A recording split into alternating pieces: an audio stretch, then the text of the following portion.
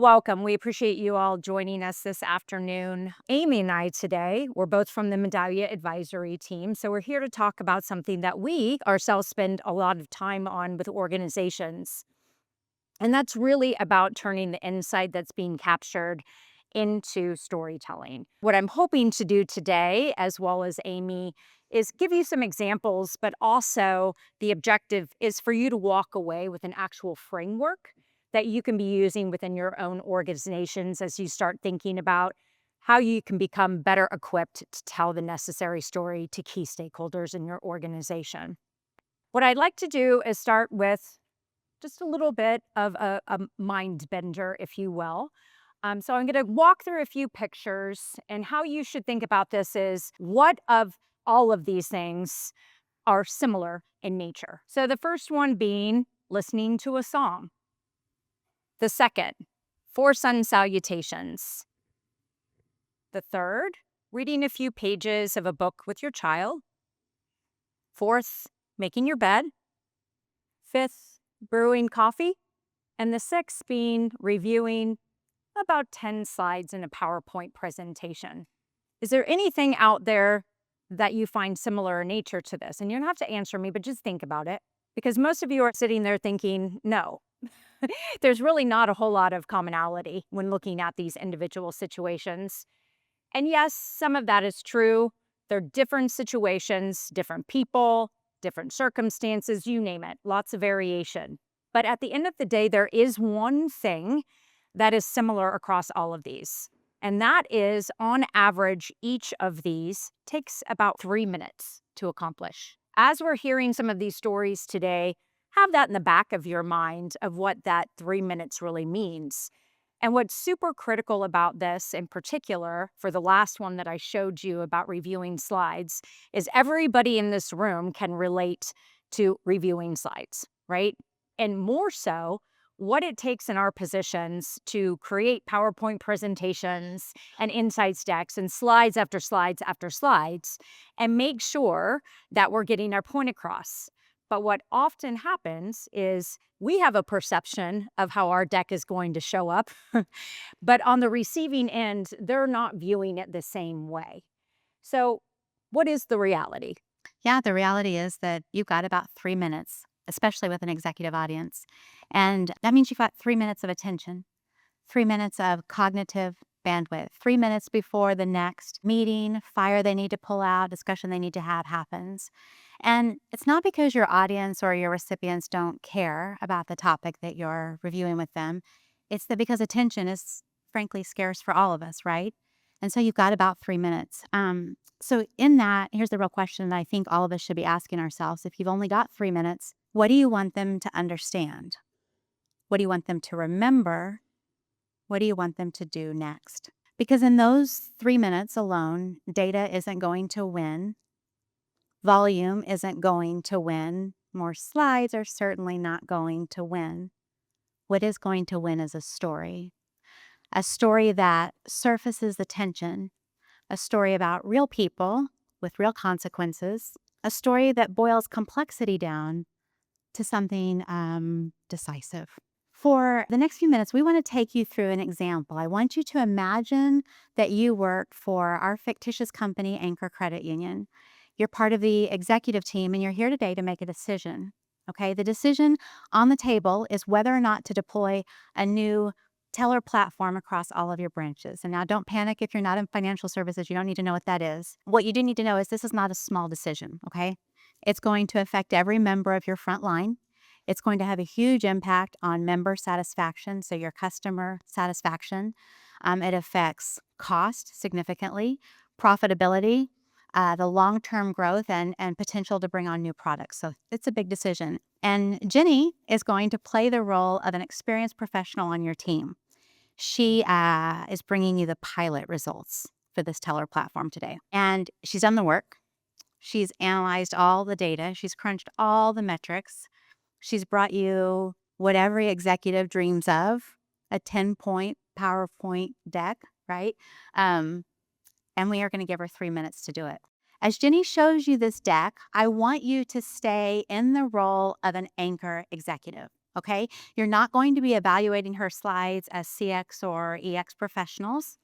You're not grading the analytics. Okay. You're evaluating this as an executive who has to decide, do we roll this platform out or not to all of our branches? Now, you can choose to be the CEO, the CIO, the CFO, the CXO. If you are one of these roles, maybe for the next 3 minutes, put on a different hat and be a different executive.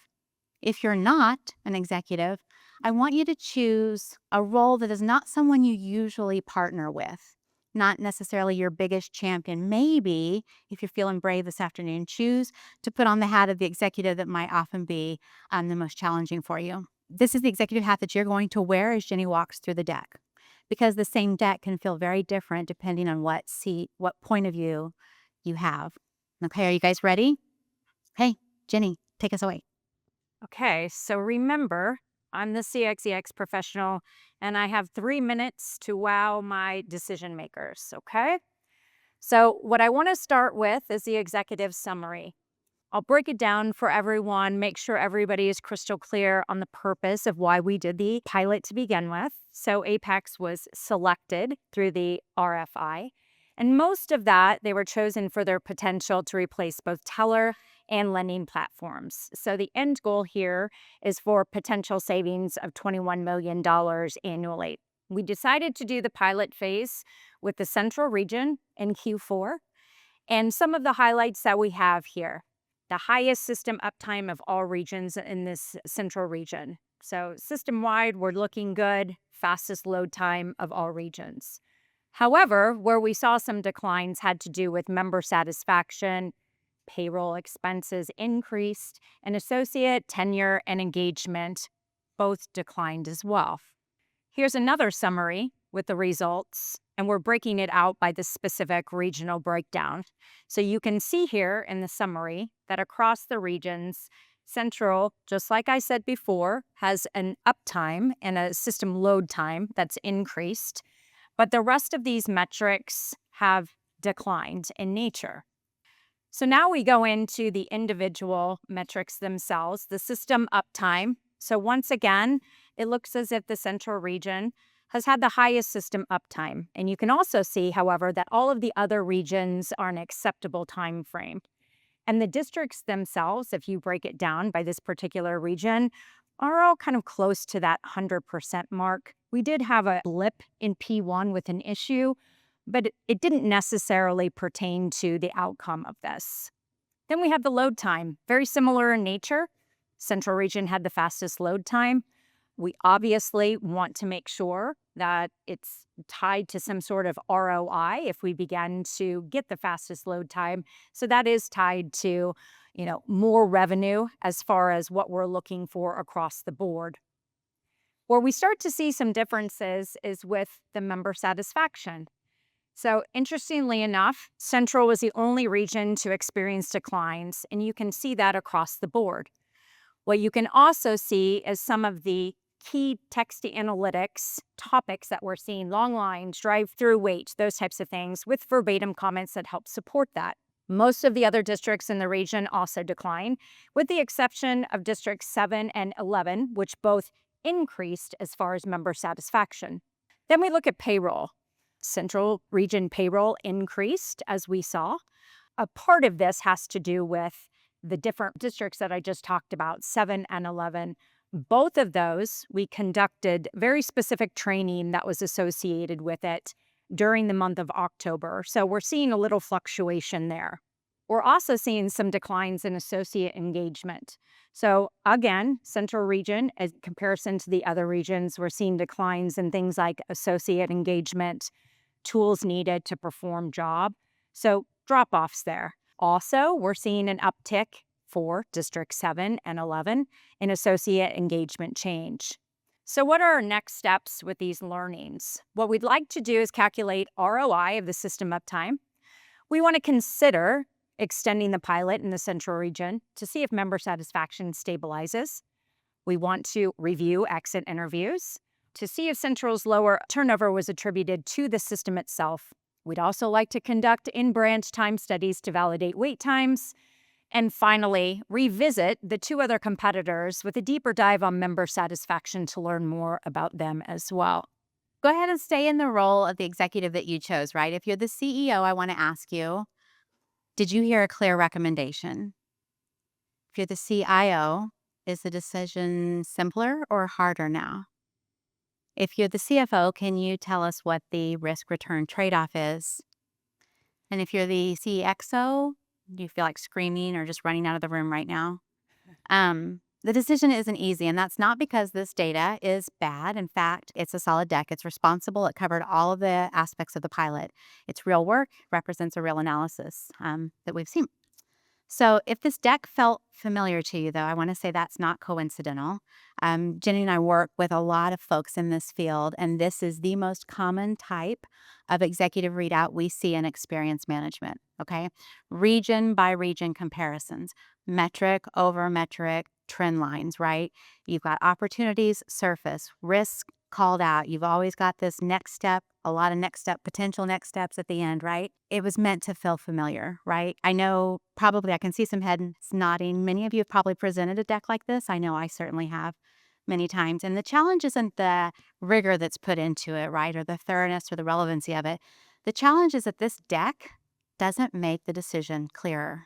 It tells us what happened, but not what needs to happen next. It gives us information, but not clarity, right? And in a 3-minute window, that distinction really, really matters. That's where storytelling comes in. Now, storytelling is not about dumbing it down, it's not about removing data at all. It's about organizing complexity in a way that helps your leaders make decisions. So, over the rest of the session, we're going to take a look at how a 10-slide deck, like the one Jeni presented, one that's well intentioned and very thorough, and we're going to turn it into a story that actually works in 3 minutes. So we want to begin with why storytelling matters. So, fun fact, people are 22 times more likely to remember facts if they are presented in a story format. And I think that that's very relatable. Interestingly enough, however, we don't do that very frequently. We're often very, very focused on raw data and percentages. And maybe we have a point of view, maybe we don't. But we put a lot of numbers on slides and have an expectation that people understand and interpret the information. And that's just simply not accurate. So, the more that we can build out why it's so important to tell stories, the better off we're going to be. And a few other reasons why that is. So, outside of just it being memorable to tell stories during your presentations, is also to introduce business benefits. Let's say that you're trying to sell some ideas or products in your organization. You're trying to build trust and credibility. So often, what we find is when we're presenting, if I have a specific real life example that I can share with other people, the heads nod as we're seeing. And, it's really relatable. You can put yourself in the person's shoes when they're telling the story and they're having the experience with you. And that's what we're trying to articulate with data and many other things that we're presenting in front of key stakeholders, your team, you name it, making sure that it's personalized to the extent where it has more meaning than just a lot of numbers on slides. So, what I'd like to do is talk a little bit about the impact story framework. And so, when I mentioned this earlier on, this is the framework that we'd like for you to take away eventually as we wrap up today. So I want to walk through what this means, and then we're going to go into a bit more detail about each one of these. So the first one being identify the big idea. What are you trying to articulate? What is the headline that you're trying to share on a slide? How many times have you spent a number of minutes on a slide trying to articulate something where it would be much, much easier if you had really given some thought in advance about what you're trying to communicate and put that in the headline to start as your lead in? Often we just get overly complicated on our slides and it leads to a misunderstanding of the data almost immediately. The second one, the M, is Marshal the Data. So I'm sure you all hear this all the time: analysis paralysis, data, data, data. I don't know how to sort it. I don't know what's important. I don't even know what to present, but I know I have a lot of it. So, marshaling the data is really about taking what you have and understanding the most valued pieces of that data in order for you to eventually move forward with taking action in your organization. Provide your point of view. This one is a big one. Show up with a perspective. If you're the one that's putting together the data and you're messaging the slides and you're sharing it, you should understand what that data is saying to you, and you should have a point of view of how to communicate that to your organization. That builds credibility and trust in your presentations. Align for the audience. How many people have showed up to a meeting? They've been requested to attend. Data is being presented, lots of slides, and you have no idea what you're doing there. Okay? Waste of time. There's nothing about this information that's even remotely, important to me in any way. And in our world of being very short on time and trying to be efficient, it's problematic when that happens, right? So paying attention to who your audience is, what's in it for them, is part of the framework. Calibrating with others. And I know people will probably push back and say, oh, I don't have time for this. But being able to include other people, team members, bounce ideas off of, run some of your slides and your data points and your story past other people before it gets to the final audience is also very important. Many of us are looking at the data a lot. We come up with our own conclusions. So we think we're right for the most part, right? What we're about to present makes sense. But oftentimes we need other people's perspectives to poke holes in our theories. And so this is an equally important step. The final one is tailoring the medium. And we're going to get to this. And what we're going to talk a little bit about today is there are actually other channels and opportunities to share data outside of PowerPoint presentations. So what I'd like to do is hand this over to Amy, and she's going to talk about the first one, identifying the big idea. Thanks, Jenny. Mhm. Okay, so we're going to spend a little bit of extra time on the I and impact. And that's because if you don't get the big idea right, nothing else in the framework is going to matter. Nothing else can save you. You can marshal the data perfectly. You can align for your audience beautifully. You can calibrate for weeks if you want. But if you don't know what the story is that you're actually telling, you're going to end up right back where we started with a bunch of slides. Over time, I found that there are 4 practices that consistently help me surface the big idea when I'm looking at data. First is to find the tension. Second, follow your curiosity. Third, let the characters lead. And fourth, boil it down. These aren't steps that you need to check off every single time, okay? They're just a different practice that you can choose to employ kind of as it fits the data that you're looking at. We just find that it helps us uncover the story that deserves those 3 minutes. So let's start with the first one, finding your tension. Every strong business story has a tension, right? A tension is simply the opportunity or the problem that your data is pointing to. And so if you can't name your tension in one sentence, then you don't yet have a story, you still have a report.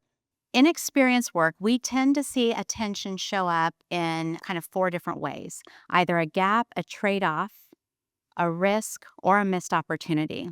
And I'm going to kind of step into each one of those with the anchor data that we looked at earlier. A gap is going to ask, how far are we from where we expected to be, right? So in Anchor's case, that gap is pretty clear. The system performance with the new Apex system in the central region was fantastic, but member satisfaction declined, right? So the tension here isn't, does the Apex system work? The tension here is, why are better systems coinciding with worse experiences? A trade-off is going to ask, what are we gaining and what might we be sacrificing? So at Anchor, this trade-off shows up where it often does for many of us in this room, between operational efficiency, right, and the human experience. And so the tension becomes, are we trading experience debt for technical efficiency? A risk is going to ask, what happens if we don't intervene, right? So in Central, if you remember, the associate engagement dropped, I think, nearly 10%. And so the tension here is forward-looking. It's, if we scale this platform as is, do we amplify that burnout and churn? And the last one, a missed opportunity, is going to ask what could be true that is not yet true. And so in Anchor's data, if you happen to notice, some districts did have positive associate engagement and strong member satisfaction, right? Especially where I think training was hands on, leadership was present. That tells us something very important. The tension becomes, what value are we leaving on the table by not pairing strong technology with strong enablement? So notice what changed up here. Same data, same 10-slide deck, 4 different tensions, 4 different stories, and 4 very different stakeholder conversations. Once you found the tension, another practice we like to do is to follow your curiosity, and this might be my favorite one. This usually starts with noticing something and thinking, that's odd, right? When something stands out in the data, a number, a pattern, a contradiction, don't try to explain it right away. Don't head down that rabbit hole right away. Put a pin in it. I've learned to trust that instinct. Complete the rest of your analysis and come back to your pins. Follow that curiosity. Things catch your attention for a reason, okay? Especially those of you that have been doing this for a long time. You may not know why something is standing out to you. You may not be able to yet articulate it to someone else who's looking at the data. But when you follow that curiosity, especially the thing you find interesting that no one else on the table is looking at, chances are that's where you're going to find your big idea. A great example of this is one of my favorite movies, Moneyball. Moneyball is based on a true story of how the Oakland A's used data analytics to build a successful baseball team on a limited budget. I think many of you in this room, maybe even most of you in this room, are kind of data nerds like me. So I'm going to guess many of you have probably seen this movie. But if you have not, write it down on your action plan. That's your homework for the trip home. It's a fantastic movie. So Moneyball is based on a book that was written by a gentleman named Michael Lewis, and he originally went to Oakland curious about a very narrow question. Why do some baseball players on the field earn more money than other baseball players on the same team? Okay, so he went out to Oakland to investigate that. They were willing to talk to him, and he was originally going to write an op-ed. So that was the question that got him in the door. Why do some baseball players make so much more than others? But once he was there, something else caught his attention, or I should say someone else caught his attention, and that was the general manager, a gentleman named Billy Bean. The way Billy talked about players, the way he questioned the system, Lewis followed that curiosity and it led him to a bigger story. And that brings us to the next practice, and that's to help you identify the big story, and that's to let your characters lead.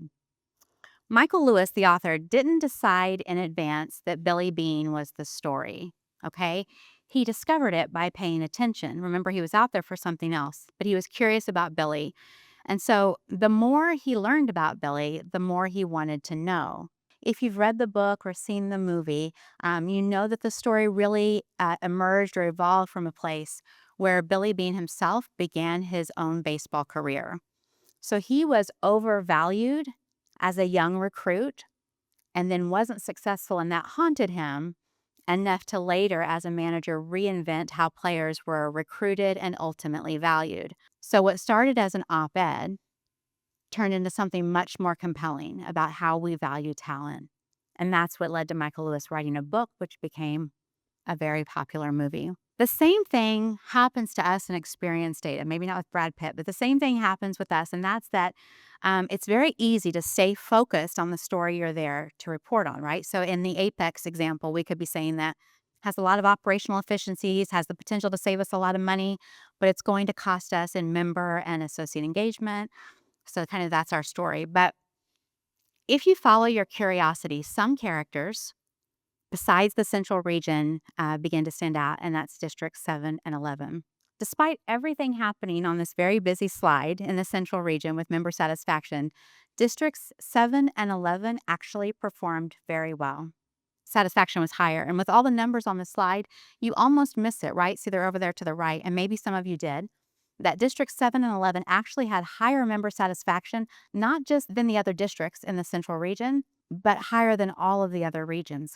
And the same thing is happening with associate engagement. It was also higher in these 2 districts. And when you dig in on this comment in the bottom right hand, which comes from one of those districts, you find that it's because leadership was present. Training was very hands-on. Support showed up early, right? This is suddenly means the story isn't about a struggling region. It's not about Central falling behind in these metrics. It's not even really about the Apex system anymore. It's about something that changed the outcome entirely. And I think this is a hard part for a lot of us or for some of your teams, and that we feel like we have to stay where the story started. We have to stay with what the deck was intended to do. Summarize this pilot and tell us what to do based on this pilot. But if you let the characters, in this case, the districts, the data for District 711, if you let the characters lead, you're going to end up somewhere much more compelling. And so storytelling gives you the permission to move the spotlight. And the data is going to lead you to something where you might really impact change. Once you follow the curiosity and you've let the right characters take the lead, the final step is making it simple enough to survive your 3 minutes. And that's where we go next, is to boil it down. This is where a lot of you are getting nervous. I can even see it in some of your faces as your head's lifted up, boiling it down. I got a lot of good data, Amy. I don't want to boil it down. Because it can feel like you're cutting out a lot of important nuance, right? But when I feel like I am close on a big idea, I like to boil it down to 3 elements: a character, a goal, and a challenge. So the character in our story is not the Apex system that we're piloting. It's not even the central region. The characters are District 7 and 11 because that's where something different occurred. Okay. The goal is not successfully implementing this Apex system. The goal is to deliver a great employee and member experience, right? That's our goal. And we're going to try to do that while realizing the efficiencies and the cost savings associated with this new system. That's the outcome that your executives really care about. And the challenge, quite clearly, is that there's a learning curve with the Apex system. That's our challenge. Without the right support, that shows up as stress and long lines. But with the right support, it shows up as competence and confidence, consistency in the experience. And so when you boil it all the way down, the story isn't about a pilot at all. It's about how Apex creates value when people are supported through change. Finding the tension, following your curiosity, letting your characters take the lead, and boiling it down. That's how you identify the big idea. Once you have that, everything else in the impact framework gets much easier. So we're going to move to the end now and let Jeni talk through that. So I had mentioned this a little bit earlier with marshaling the data. And again, it's often where the storytelling gets misunderstood because, as I said before, it can be analysis paralysis. Lots of data, unclear on the direction to go, what's going to be most valuable as far as your audience and many other things. So, what you're trying to do with marshaling the data is organizing the stories for them to ultimately have meaning. So, a couple of things to note in terms of marshaling data. Select the data that brings the story to life. That may sound like a no brainer to everybody here, but it's often very difficult if you're not positioning it the right way with the big idea to start. It becomes very, very challenging to get there in an efficient way. Separate the decision critical data from interesting noise. This is where we often get hung up. Let's say you saw a data point, NPS declined 2 percentage points, and you go down a rabbit hole in text analytics, and you end up 6 hours later with no answers and no conclusion.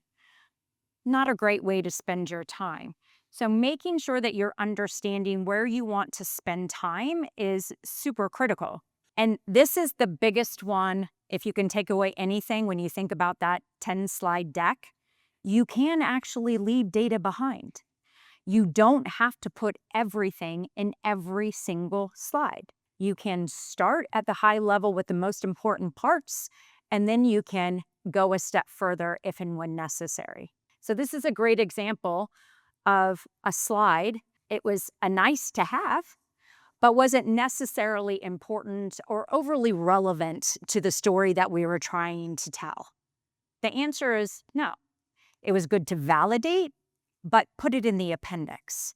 So I'm sure many of you are going, we have a lot of these appendix slides that we could be, placing elsewhere in presentations. But again, starting with that big idea allows us to be far more efficient. A good rule of thumb is select 3 to 5 metrics that you want to focus on in any of your storytelling. Beyond that, you're going to get lost in what you're trying to articulate. And the story is no longer something that's easy for people to digest and embrace. So, pro tip to you, if a data point doesn't change the recommendation, it does not belong in the story. Number three, Okay, we've all heard the phrase, right, that the data speaks for itself, but the truth is that it doesn't. Without a point of view, data is pretty silent, and silence can create ambiguity. When slides are unclear, it's not like they're just sitting there taking up space. It's actually a risk for you because they can get repurposed, right? Has anyone had that happen? I'm seeing a lot of heads nodding. Okay. So sometimes in ways that actually work against what you're trying to accomplish. Think back to our original anchor deck, right? One or two slides from that deck could be repurposed, easily pulled into another conversation and used to say Apex, our new platform, is a bad investment.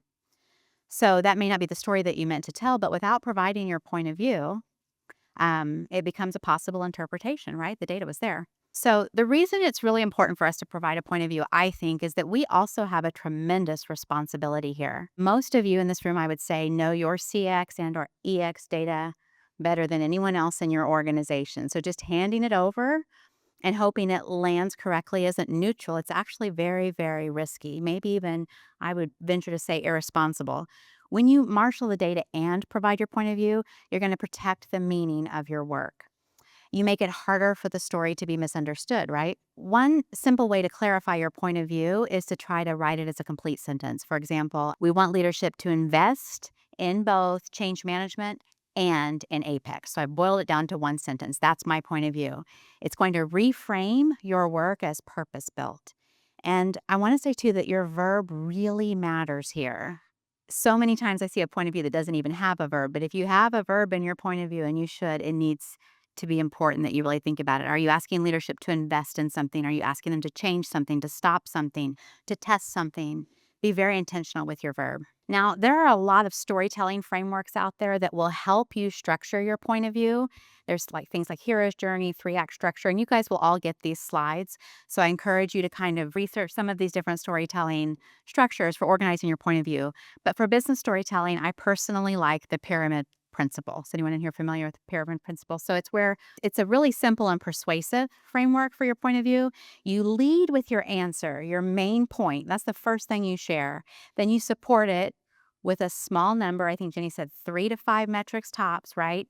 Of high level insights. And then you back those up with data.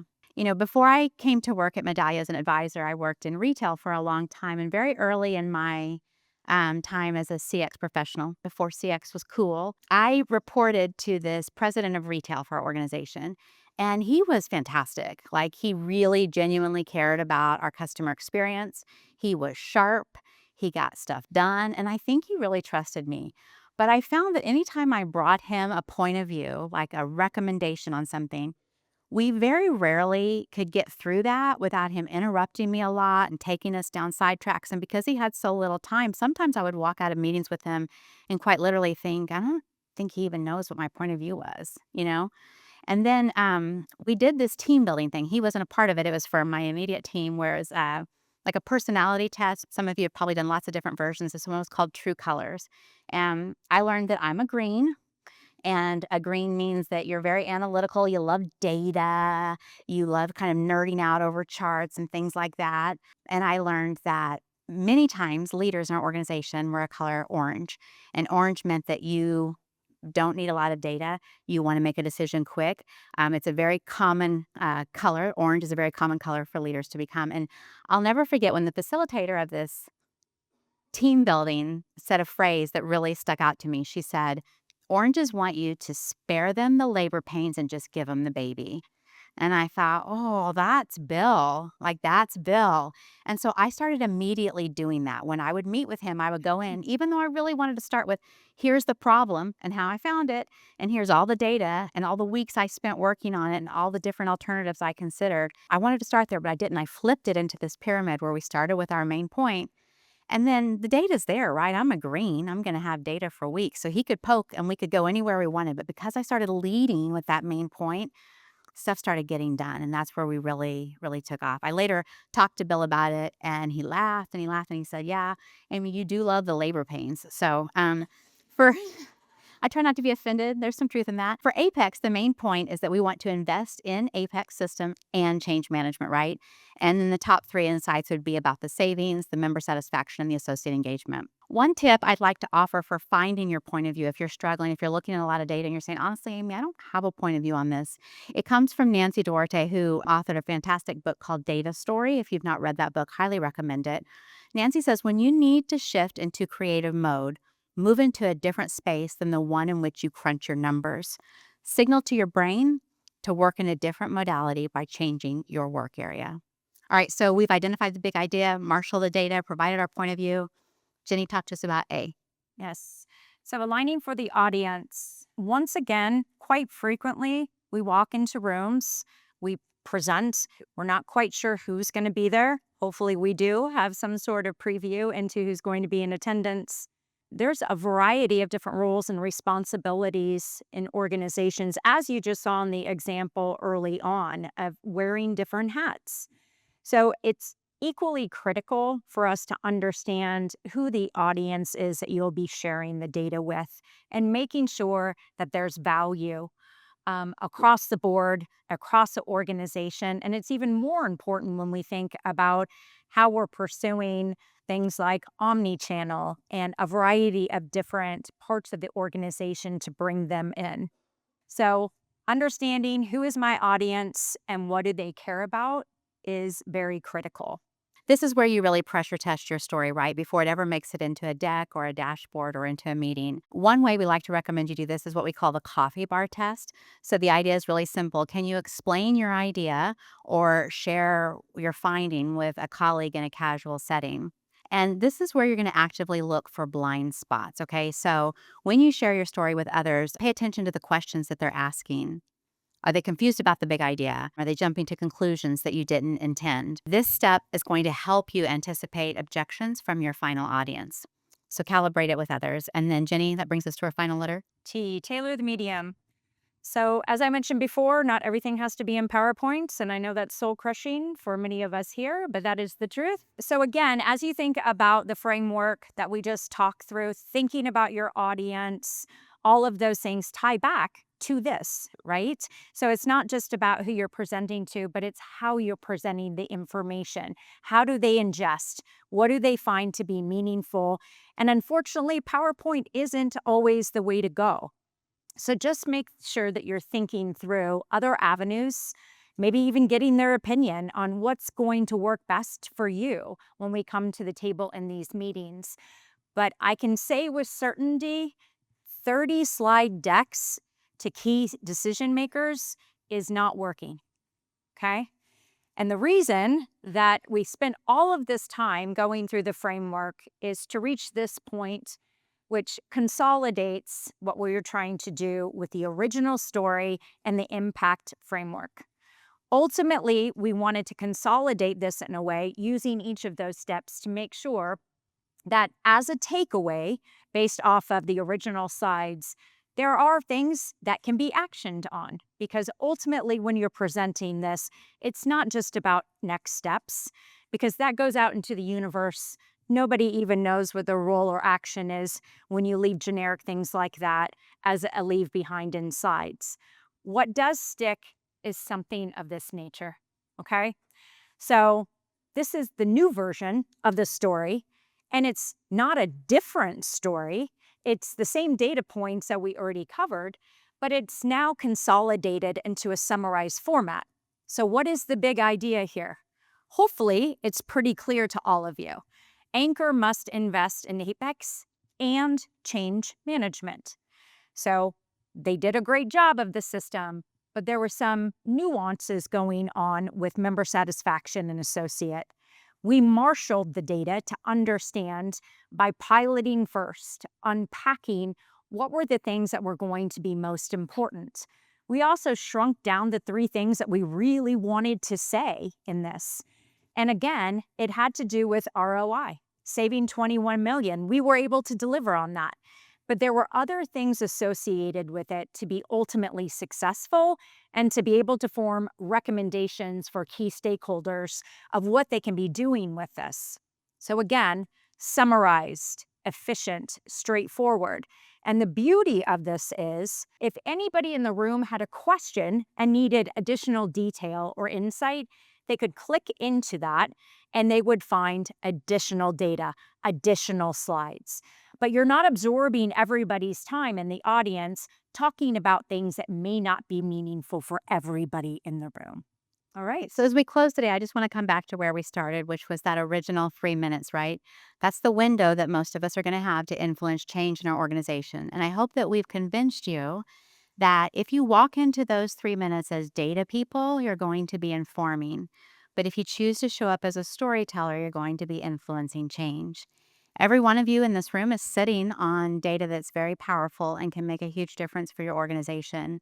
But insight only creates impact when it is understood, when it's remembered, and when it's acted on, right? That's the power of storytelling.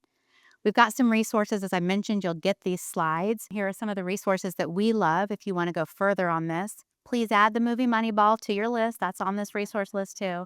Participate in the survey if you wouldn't mind sharing your feedback from today's session. Thank you.